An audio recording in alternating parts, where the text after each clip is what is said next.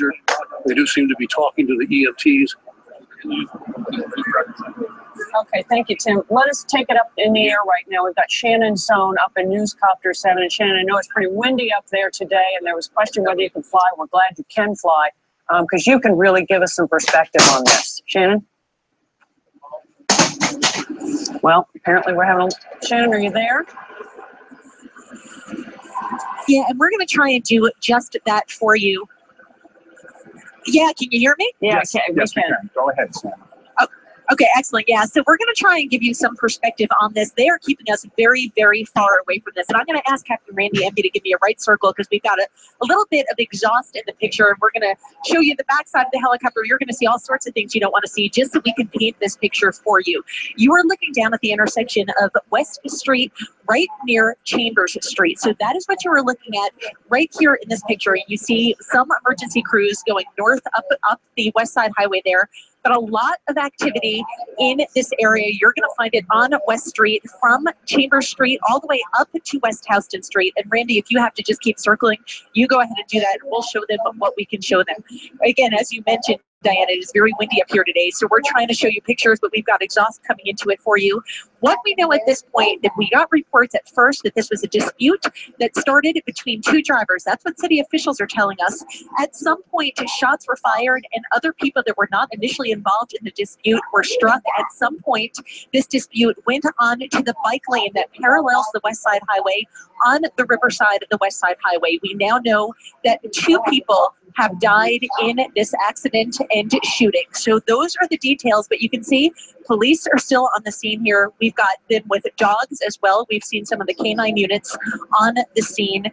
They are trying to keep us back so that they can do what they need to do on the ground there, but several people injured. We're hearing that some of the injuries are going to Bellevue Hospital, but you can see still have all of these emergency crews going north up the West Side Highway. And we're going to bring you north up the West Side Highway a little bit as well. A little bit hard to make out because we're from the other side of the river here. We're all the way on the New Jersey side over by the Holland Tunnel, but you can see what an active scene this is. And as you mentioned, we can really give you some perspective. So we're going to try and do that right now. I'm going to bring this picture out and show you the approximate location that this entire incident started, because it started up by West Houston Street, which is right around in this area here.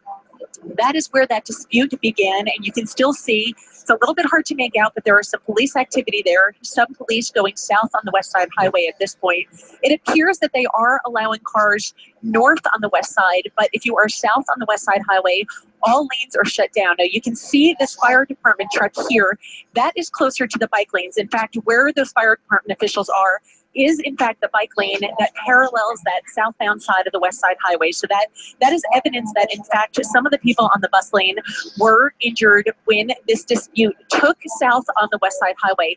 Initial reports are that it went to south and hit traffic or something and was unable to continue any further south than Chambers Street, and that might have led the suspect in that vehicle to go flee on foot. I'm just coming into these different scenes just to get a picture of it with you. So we're sort of looking at this together for the first time, but you see a tremendous amount of police tape up along the bike lane, especially in that general area. And what we'll do is bring up Street Spotter 7 for you and show you where you're looking at so you can get an idea. That's West Street. You can see where it says Hudson River Greenway.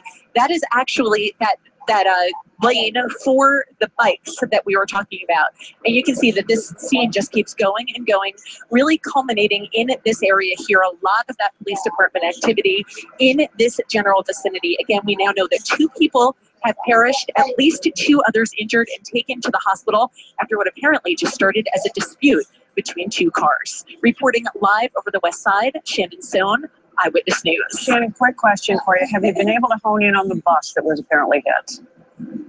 We have not been able to do that yet. As I said, we were just coming up over this scene, and because the police are trying to work this, they have requested the control towers to keep us very far away from this. So we're just going to sort of scan the area with you where we can and get pictures where we can. Unfortunately, you can see, especially in areas like this, you've got a lot of trees in between us and the mass scene down here. And that's part of the problem, is that this scene is just so enormous. It's almost impossible to make out exactly where each little piece of this happened. Yeah. But we know that it started at Houston and went all the way down to Chambers. Yes. Okay. Thanks, Shannon. And stay up there for us. And we're going to check in next with Josh Einiger, right? Okay, but before we go to Josh, I wanted to just update some things that Josh may not have information on. We're being told that it appears now that the pedestrians were all struck and that the shots were fired by police in a shootout. And part of the problem that may have been adding to the confusion is that we're being told now that a gun was recovered, but it was considered either a fake gun or otherwise inoperable gun. That doesn't mean that the police knew that during this confrontation, but it may be a factor in who was injured if it was through gunfire.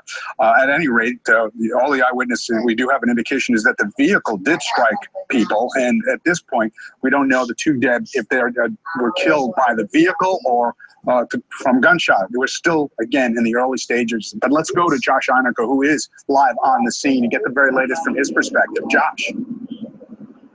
Well, and first of all, just to build on what you said, Dave, it was not too long ago, as part of the ongoing counter-terror changing mission of the NYPD, that the city of New York, the NYPD, put out a message to police officers officially giving them authority to shoot at moving vehicles in a situation like this. So it's still way too early to know exactly what the dynamics of this, but that's something to bear in mind. I want to show you where we are. We are at the corner of West and where are we? We are West and several blocks south of Houston, about 10 blocks south of Houston. I don't see a street sign here. And Shannon was talking about how large this scene is. I'm with photographer Brett Cohen. We parked way up at Houston and started running. That was at least 10 blocks ago. Brett went to do a 180 and show to the behind you way up there. The southbound side of West Street is closed to everything but law enforcement and fire emergency vehicles for as far as the eye can see on the left side of your screen, and they continue to come into the scene.